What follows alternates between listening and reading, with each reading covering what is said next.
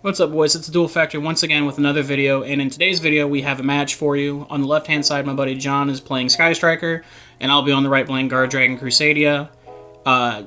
This is one of the matchups I actually think is pretty favorable for Guardragon Crusadia, especially since you can play cards like Phantasme that are just auto wins against Sky Striker decks. But to begin the match, we did the dice roll. I called rolling Snake Eyes, and I got that right, so A+ for me on predictions there, but John goes first, and he's playing Sky Striker, obviously, but I believe he didn't open as optimally as he wanted to. Yeah, I opened with a double multi-roll, Ray, Terraforming, and Area Zero. Yeah, and this is my favorite part of the match, knowing that I get to play my first turn Ash-free with not one, not two, but three of Ash Blossom Joy Spring on the top of the deck. Yeah, I wasn't feeling too good going into your turn, knowing what your deck can do, sitting on a Shizuku with no interruption, so I wasn't feeling too good about that. Yeah, when he had no sets, I couldn't believe it. I had lost it, so I thought for sure I was going to lose game one with multiple Widow Anchor set and whatnot, but as you see, he's deck thinning at this point with activating Terraforming, adding a copy of Area Zero, and I believe he goes into Shizuku after this, but just like knowing that I had free reign at that point was unreal. It was so lackluster. You know, I couldn't find any quick play spells. I couldn't find anything off of either Area Zero or my opening hand. Opening double multi-roll never feels good, but you have to play the card. You know, you'd think a deck with 3 search any card in your deck would be very consistent, but Striker suffers from consistency issues. That's pretty much the reason why I don't want to play it anymore. It has like the best search spell in the game though, where you can just draw 2, but I mean, you have to get there first, obviously. So search and engage, hoping that I'm alive next turn, but we both know that that's probably... Well, I was honestly surprised when you got to this stage. Instead of searching engage, you didn't search Widow Anchor and try to set off the multi-roll since it was live. Well, I was trying to gentleman's and not just preemptively counter what you're trying to do. Right, and then in my opening hand I had Kyoto Waterfront. I believe actually this was my 6th card for turn if I remember correctly. But from here I activate the Waterfront, and then I opened Leonis going into the Magius play. So from what I remember, I know I had combo here, and then I know I was Ash free, so the only things that really hurt at this point is if you might be playing Veiler. I have seen Ghost Spell recently come up where it stops my red med, and that's actually like super problematic. But in this case, it doesn't look like either of those are coming down, and we go Reclusion under the Magius to search the Draco to start off the combo. And at this point, I believe I also have a Dragon Extender in my hand, so I should be able to resolve Saryuja 2 times on this turn. Yeah, I play, in this build, I was playing 8 hand traps, 3 Ash, 3 impermanents, and 2 Bell. I didn't see any of those in the opening. So I was just accepting, letting you play out your combo, and I'm going to be dead. Like, no question. Yeah, it just basically, the neat thing about the combo is, like, you get guaranteed 2 Saryuja, but it's what you draw off the Saryujas and honestly depict where your play is going from here. So at this point, the Spasa and the LP are going uninterrupted, and then once I know he doesn't have Ash in the deck, so there's not really any other response he can have to the LP. So the red man gets to go through for free, and it's all clear selling from here. Yeah, this deck is scary. I was very happy winning the die roll, thinking I'd be able to at least stop your first LP attempt, or maybe get 3 spells in the grave and Widow Anchor your normal summon, because I know there's not much. There's not much you can do after that point. Stopping the normal summon is pretty detrimental, and then this is honestly the scariest part of the combo. If like the first Saryuja doesn't resolve, then you're just kind of sitting there, just contemplating, what if. But yeah, we saw that with the last match we posted, where I gammaed your Saryuja and you were forced to use an Ash on Gamma.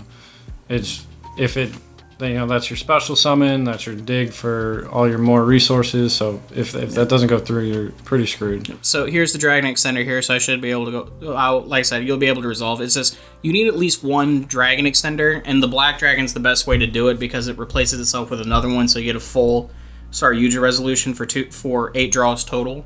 However, note, if you don't have the Black Dragon, but you draw something like Instant Fusion or Quick Launch, you can still do double Saryuja, but you only get the draw 4 effect off one of them, which isn't the most detrimental thing, but you kind of want to see extra cards, especially cards like your Arborea, which is a tuner that works really well with Destrudo. And so on and so forth. Plus, Arboria's a card that's really good. It goes let you play around Ghost Ogre, which I've seen some people playing Ghost Ogre for the Guardragon cards. Is there any way to resolve the second Saryuja without searching another card to, leave those cards that you didn't want on the bottom of your deck? I'm not 100. I haven't put a lot of thought behind that, but I'm almost positive there is. I can't think of it off the top of my head. I guess not searching the replacement for the dragon is a way, but that's not something you want to do. Right, and then here's where Hot Red really shines in matchups like this because they can stop every single card you play.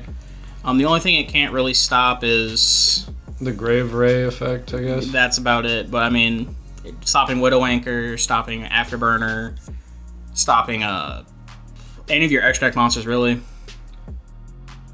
And here, this is one of the nice things of Chaos Dragon, so it lets you chain block the Saryuja, so you guarantee it resolves. So the second Saryuja is infinitely safer than the first one, but...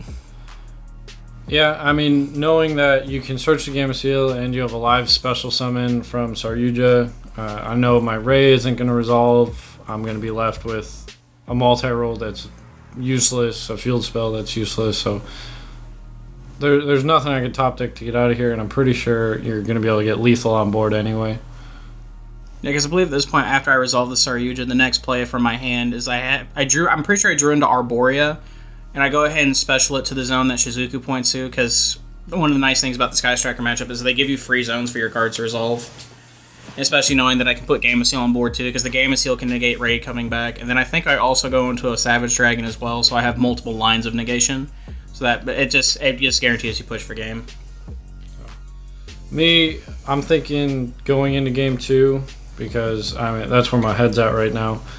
I was debating whether or not I should try to go first or second against you, mainly because I assume you're thinking that I'm going to pick first because Striker wants to go first. That was my thought process when we were siding, because I thought for sure, especially knowing that a lot of Sky Striker side decks, if you look at a lot of the lists that are topping, some of the people you test with, so on and so forth, almost all their extra geared towards going second. And one of the cool things about their deck is being able to play so many hand traps already. You can just play so many utility cards going second, like Mind Control. I've seen some of them playing Book of Eclipse, which I think personally is wrong, because Sky Striker can't really get over big monsters that are set. Yeah, that's the thing. Book of Eclipse is great in decks that can put out a lot of monsters and clear the zones, but you're just running into the problem where you're not going to be able to out them. You can't Afterburner them. You can't Widow Anchor them. So. And you weren't playing There Can Only Be One in this list, were you? No, I was not. I was saying, because that's another really, really scary card that my deck has to deal with, is There Can Only Be One. Because essentially your ending board, as you can see here, 3 of my monsters are already just dragons. Like, all the big negations you put up on the field, other than Gamma Seal, are going to be dragon typing. So if you flip that card on me, it puts me in a really... Because you have to burn a negation there, but... Yeah, the Crusadias are...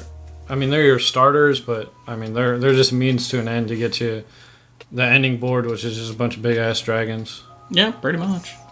And then here, as you can see, Saryuja puts down the Gamma Seal. And then I think at this point, this is where John scoops it. Yeah, you got a 4,800 Savage Dragon, 3,500 Hot Red. Yeah, there's nothing. So, I just scoop it up right here. I'm like, yeah, Ray's going to get banished. Yeah, because I'm pretty sure at this point what I ended up doing is I sided in a lot of my hand traps. Because I didn't think he would want me to go first. Yeah, I didn't really have much option because the side deck is like 9 or 12 going second cards. It's something I've been messing around with, so I was like, what's the worst that can happen? I just get 2-0'd, so I think I put 9 cards in just for going second. Because I know for this matchup, depending on... Because I have, like, all my hand traps and everything, other than the impermanences in this build, are all in my side deck. So depending on the match... And one of the cool things about some of the hand trap interactions with my deck is, like, Phantasme, for example. It's honestly good going first or second because it is a dragon that you can summon off of Saryuja and can be used to make Argapane. Plus, it's against this matchup, it's another form of negation. So it's not a terrible decision to side it in, especially if you think you're going first. For example, we start the game here. Yep. And then, as you can tell, I don't think you see any side cards in John's hand. But he did elect for me to go first. So, obviously, my side decking call was wrong. But I did open one of the best cards going first against the deck after post-siding, which was Arborea, because I know this deck can side Ghost Ogre. And Ghost Ogring at any point in the combo is actually really detrimental. If you play 2 Magius, you can kind of play around it. But a lot of the builds, including myself, only plays 1 Magius, so that's good to note. But you don't see any hand trap resolution here. And then I opened World Legacy Crown, which might as well be an honorary Crusadia card at this point, because it does the same thing. Yeah, you're playing 1 crown, right? I was playing 1 crown in this build. I was playing 2 initially when I first started playing, but it's one of those cards that doesn't work well with itself. It's kind of like the Mermail Theory playing Moray of Greed. It's one of those cards, it just doesn't work well with itself. Seeing 1 copy of it's good, but when you see multiples in your hand, it's terrible. Yeah, unlike every other Crusadia where if you open, 2 Draco, that's full combo, but World Legacy, World Crown, you can't normal summon it to make Magius, so... Yeah, it being level 6 is one of its biggest benefits, and it's also one of its, worst qualities, because being level 6, if you play... I see a lot of builds switching over playing Rescue Cat, and you play the level 2 tuner, it can make Savage Dragon just using those cards.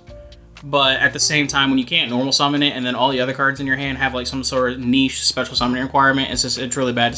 It's really good in your good hands, but it's awful in your bad hands, is basically the logic behind it. That's why I quit playing it. Speaking of Rescue Cat, you have updated your list to start playing Rescue Cat, right? I think I'm going to. Just because Rescue Cat plus any Crusadia monster is full combo through the 2-star Yujas and any extra deck Dragon. I haven't tested it enough yet. But it's one of those cards. It's the same thing as the rest of the Crusadia deck. It's really fragile to hand traps, Rescue Cat being the most fragile, because it's at the starting of your combo. If you ash it, you don't have another normal summon, and that's really, really detrimental. So if let's say you open 2 Crusadia, this is something I haven't thought about, and you're going up against Sky Striker in game 1, without using your normal summon, can you full combo? If you special to Shizuku Zone and you have another one in hand? I should be able to, because then going second, you have a free zone. But here's another notable point at this part of the match. When I resolved the first star Yuja, I didn't draw a single Dragon Extender. So now I'm forced to go into a really mediocre play, which I'm playing against Sky Striker, so Dawn Dragster isn't terrible. But it's the only true form of negation that I have at this point. Yeah, I mean, Dawn Dragster is great. You want to back it up with at least one more form of interruption. Since I have 6 cards, I got 3 engages to search my Afterburner, Widow Anchors. I'm going to be able to answer 1 negation.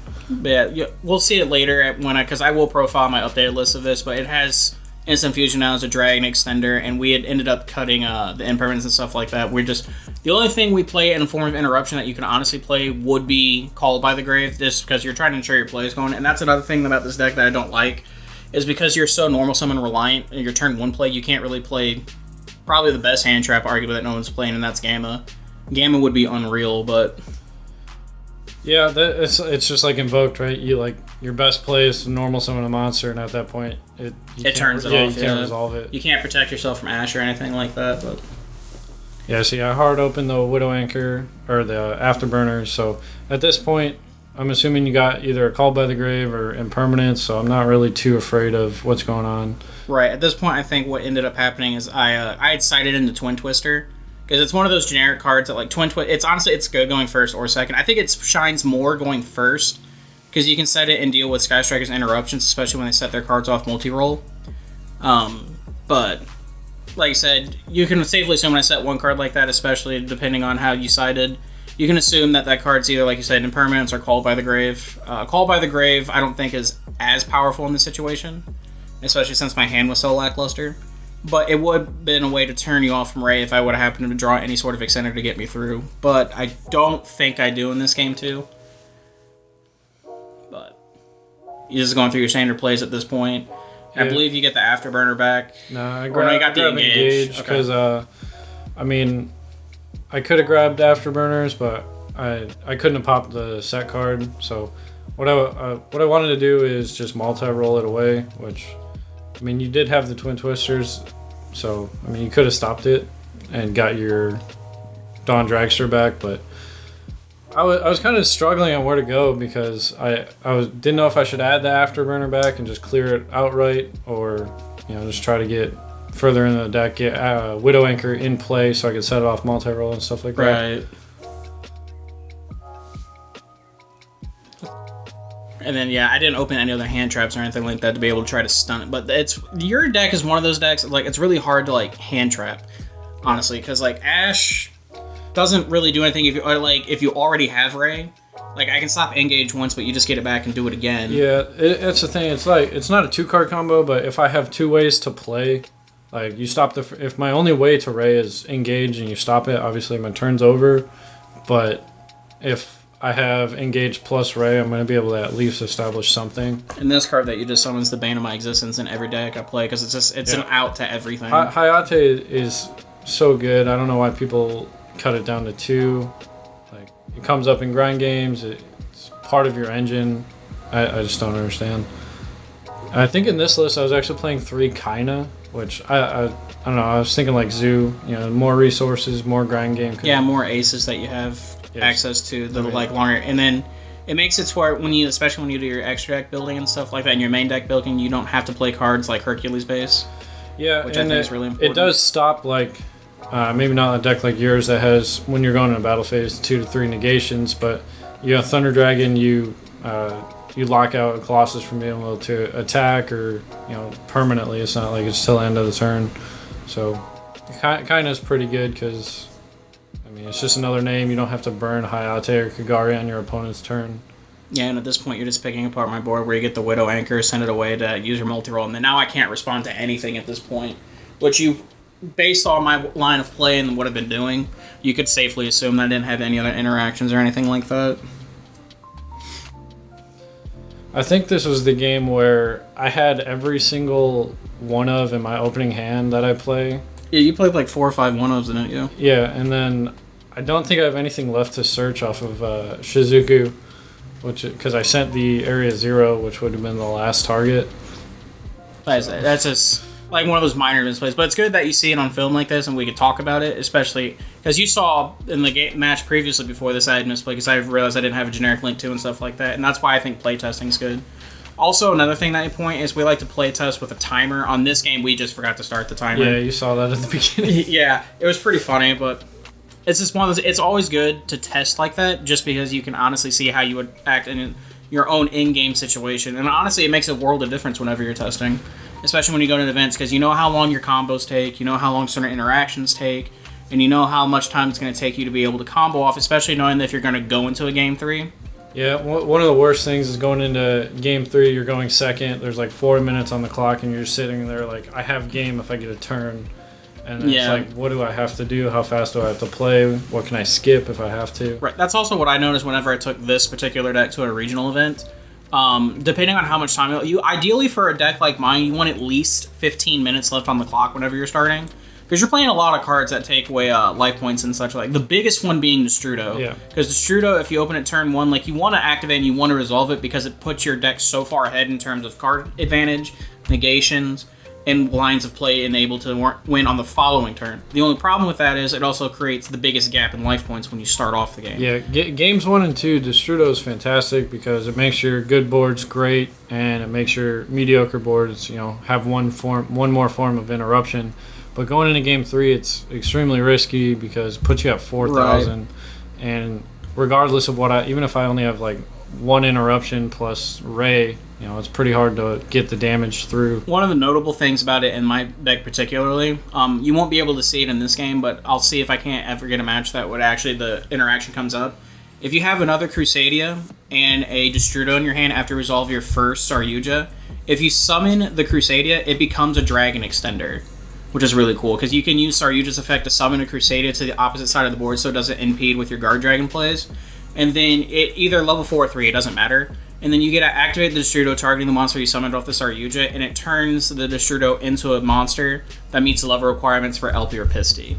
So I don't think you see it in this match, but that's a notable reason to play Destrudo in your build, because it's just another line of play. So if you look at my new current build that has it, because I bumped Destrudo up to 3, you have 3 Instant Fusion, Quick Launch, and then you have 4 Baby Chaos Dragons.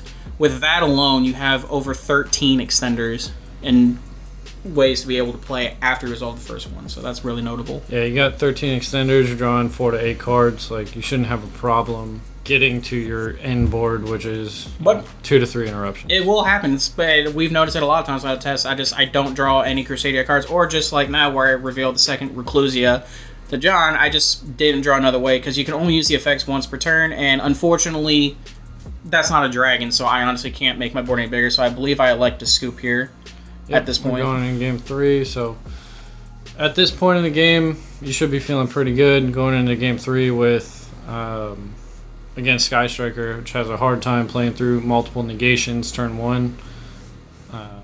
But I mean, what do you have sided for this?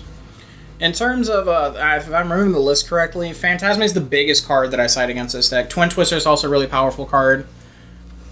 I don't think I was playing evenly matched at the time because I was playing Red Reboot, because the only decks I don't want to lose to are trap decks. Other than that, it's just generic side cards and whatnot. So, and then I'm not going to put Impermanence back in going first, especially since Impermanence is so lackluster. So I think I just elect to keep Ash Blossom in, because I know this deck can play Gamma, which is a really scary card. But at this point, I think I open up the standard combo where I have Arborea, and it's the best one. It is the best one to open going first, because it immediately, when you summon Arborea and send it to Magius, it immediately cuts out a hand trap that can hurt you, which is Ogre. Yeah.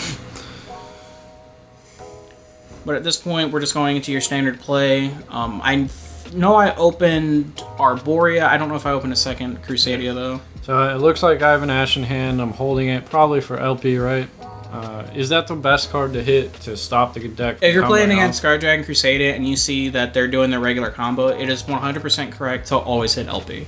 Because then it cuts you off from Red Med. The only way they can really play through it is by hard drawing Red Med itself. But what you'll see in this match here, because I go into my Spatha play, and then you had watched me add Draco to my hand. We're going to summon the Draco to that, and I'm going to add back Arborea because I haven't special summoned it yet, so it's just an additional card you can play. But once I go to activate the LP, that's where I get ashed, and then that's where you see kind of a weird line of play for me. But at that same point, it was the only available line to play to me because I think my hand was pretty lackluster. Because I remember I had a Dragon Extender in hand, but I don't think I had enough to go through it at that point, because this is where the LP comes down and the Spatha moves it, and I go to activate LP, but John has the Ash. So now I'm cut off from Red Med because I did not have it in hand. So at this point, I'm forced to go into my Dragon Extenders earlier because I'm also locked out of summoning anything other than dragons. So at this point, I believe I had Black Dragon in hand, and then I think I also had Quick Launch. So that gave me the 4 necessary monsters I needed to make Saryuja and get 4 cards deeper into my deck, but I think what ends up happening is I don't have any other cards at that point. And so here's the quick launch, which, like I said, it's E-Tele for a dragon, which is amazing, and it's just another extender in your deck. But I've already used 2 of my extenders out of my 5-card opening hand. If Rocket Synchron, or if the Rocket level 1 wasn't a tuner, I feel like it would synergize a little bit better, because then you could Destrudo Arborea quick launch into Savage, because I know a few times it's come up where it's like, well, Destrudo and Rocket Synchron are tuners, so I can't fucking do anything. But here's one of the nice things is now I know for the rest of my turn it's Ash free, but the Ash has already done its damage. Now if he wouldn't impermanence me here, I probably would just scooped at this point, because I can't do anything. I'm just stuck on a 2800 vanilla. But luckily he didn't have impermanence at this point, so we add the White Dragon, and then I look at my hand, and then I notice that I have a couple lines of play where I could either A, make Argipane and summon at least one form of negation, but I didn't think that was good enough, especially knowing that he has all those going second cards. So instead of electing to go to the Argipane play, what you'll see here in a couple seconds is I elect to go for the second Saryuja to try to draw any of my Reborn extenders, such as Reborn, World Legacy Guardragon. Succession or Reborn would have been the best ones, because I could have brought any of the cards back, and I would have been able to at least put another form of negation, but I don't think I get there, but... No, yeah, I think you drew just like too many Crusadia monsters at this point, because I saw you drew double Reclusia. I think you had double... Yeah, because then I had to summon... At this point, I remember this is why I elected to do that, because I had Reclusia in hand, and then I used the White Dragon, then I searched off the Black Dragon to make Pitsy, and then I used Pitsy to summon back the Draco, which, like I said, I could have made Argipane, but... And I had a way to make it live, but I just decided against it. I went, instead of going for the guaranteed 1 negation, I went for the high risk, high reward play, because that was the only way I was winning this game 3.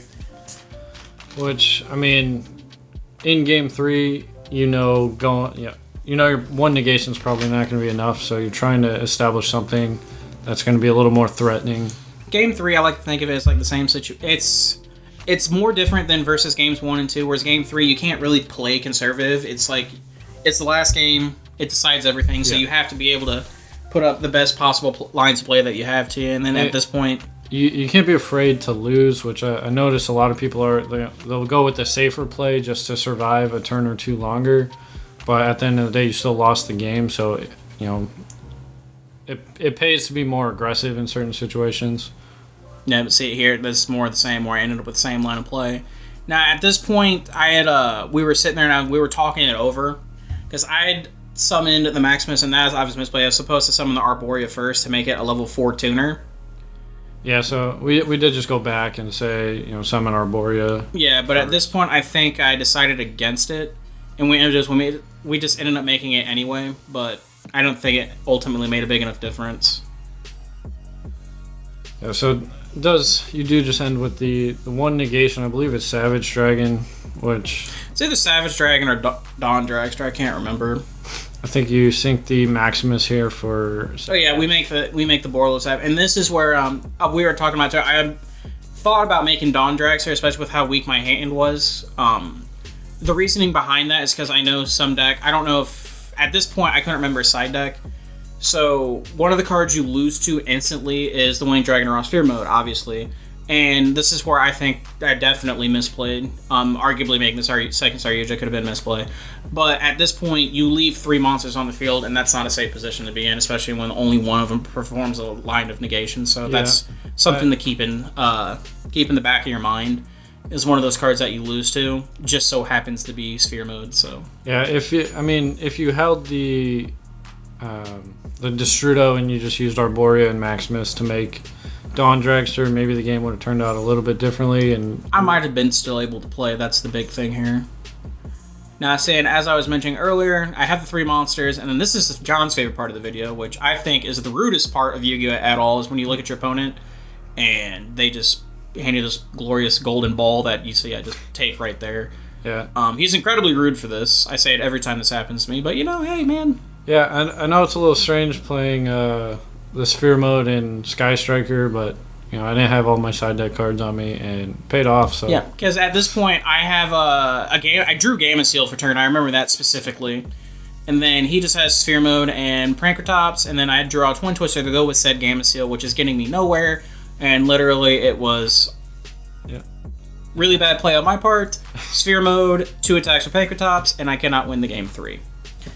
But as always, thank you for watching. This will also be on my buddy's channel. It's actually already up if you want to go see it there. That's the original outtakes and all that fun shit. But always remember to like, comment, subscribe, and we'll see you guys in the next video.